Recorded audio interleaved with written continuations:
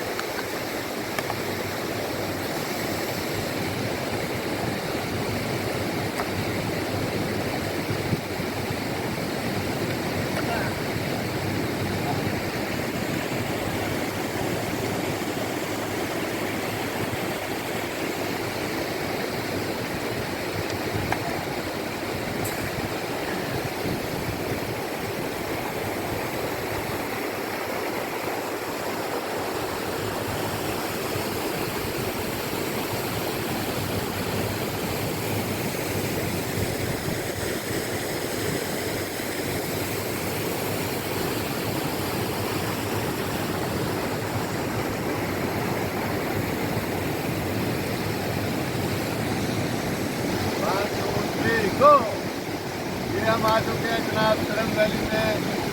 आप देख सकते हैं बादल आ रहे हैं, शोर बहुत है पानी का, आपको पता नहीं आवाज़ आती है नहीं आती। बहरहाल हम पानी में खेल भी रहे हैं। जगह अच्छी है, सेफ है और फैमिली विजिट के लिए सेफ प्लेस।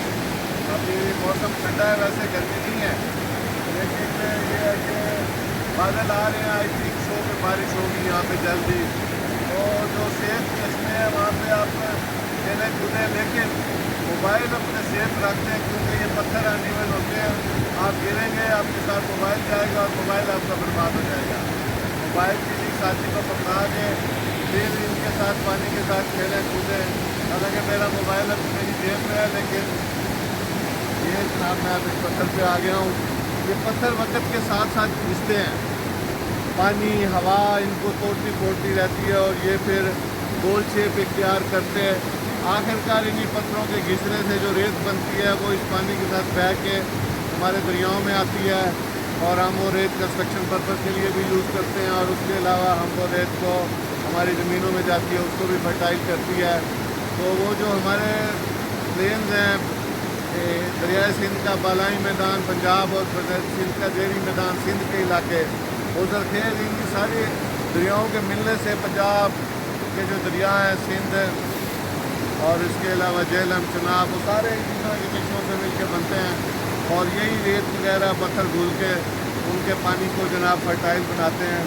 बहरहाल यहीं से ये जल तरंग शुरू होती है जो फिर इस तरह के छोटे मोटे चश्मे मिलते हुए आगे दरियाओं की सूरत हाल इख्तियार कर लेते हैं।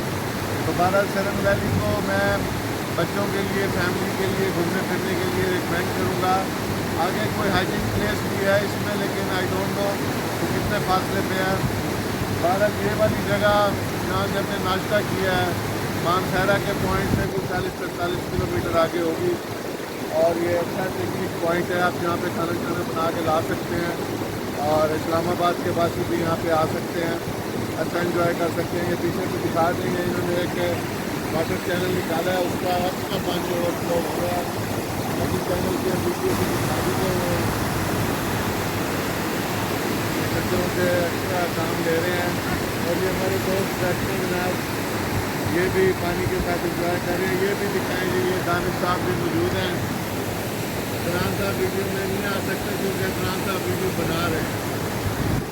तो ये दानिश साहब को थोड़ा बहुत तबीयत का मसला हुआ था, तो वो अब बहरहाल काफ़ी सुकून नज़र आ रहे हैं।